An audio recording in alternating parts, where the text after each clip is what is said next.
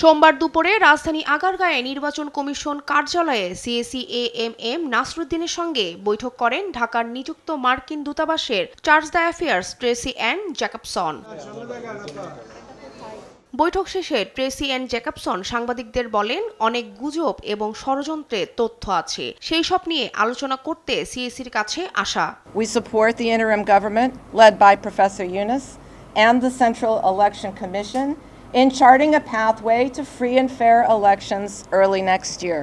এছাড়াও তিনি আরো বলেন, যুক্তরাষ্ট্র কোনো নির্দিষ্ট রাজনৈতিক দল বা রাজনীতিবিদকে সমর্থন করে না। নির্বাচনে প্রভাব বিস্তারও তাদের লক্ষ্য নয়। বাংলাদেশের জনগণ যেভাবে চাইবে সেভাবেই হবে নির্বাচন। We do not, as the U.S. Embassy or the U.S. government, support any particular party, but we do meet with the political parties to understand their platforms and their goals.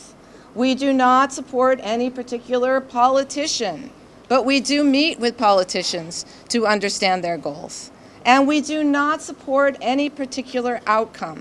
That is for the people of Bangladesh to decide, and we wish you all the best success in doing it. পরে CSE জানান, নির্বাচন করতে প্রস্তুতি না থাকায় যথাযথ সময়ে নির্বাচন সম্ভব হচ্ছে না এমন অভিযোগ শুনতে নারাজ কমিশন। ফেব্রুয়ারিতে নির্বাচনে পূর্ণ প্রস্তুতি রয়েছে ইসির। নির্বাচন কমিশনের উপরে যাতে কোনো ব্লেম না আসে, নির্বাচন কমিশনের প্রস্তুতির অভাব রয়েছে, নির্বাচন কমিশন প্রস্তুত নয়, ওদের প্রস্তুতি সাফিসিয়েন্ট নয়, এই কথা বলে যাতে কোনো নির্বাচন নিয়ে কোনো ধরনের কথা না হয়, এজন্য আমরা পূর্ণ প্রস্তুতি নিয়ে থাকব।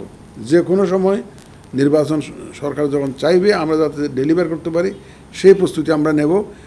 আমরা কোনো ধরনের কোনো ব্লেম নিতে রাজি না। সব রাজনৈতিক দল দেশের স্বার্থে নির্বাচন নিয়ে ঐক্যমতে পৌঁছাবে বলেও বিশ্বাস করেন সিএসি। শেষ পর্যন্ত গিয়ে দেখবেন যে একটা পজিশনে এসে যায়। শিউলি রায়, দেশ টিভি, ঢাকা।